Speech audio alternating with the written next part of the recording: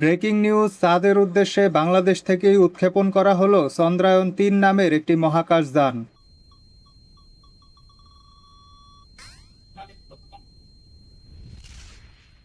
বাজারে এসেছে আমার ভুল হয়ে গেছে ক্ষমা করে দেন এর নতুন ভার্সন। হাত জোর করে ক্ষমা চাইতেছি, আমাকে আল্লাহর হস্তে মাফ করে দিবেন। শালা চোর এক সময় কারেন্ট দিছে, খাম্বা খাইয়া ফেলছে, এখন দেশ পুরোটা খাইবে। যদি পাইতাম এই অক্টেন তারেক রহমানরে খাওয়াইতাম। তখন আমার আসলে মাথা কাজ করতেছিল না, মানসিক ভারসাম্যহীন ভাবে এই কথাগুলো বলছি, যেটা আমার মোটেই বলা উচিত হয় নাই। বাংলাদেশি মানুষদের খাদ্যাভ্যাস বর্ণনা করলেন একজন খাদ্যবিজ্ঞানী। আমরা এভাবে খাই না, এভাবে ঘুরে খাই ভাই। পাসপোর্ট অফিসের সামনে বেড়েছে দালালদের দৌরাত্ম্য, মাইকিং করে মানুষের পাসপোর্ট করান তারা। পাসপোর্টের মেয়াদ বাড়ায় নেন, যাদের পাসপোর্ট হয় নাই তারা পাসপোর্টের আবেদন করে ফেলেন। ভার্সিটির সিনিয়র আপুদের যা বলতাম, সুন্দর করে কথা বলার পরেও কি মন গলাইতে পারলাম না?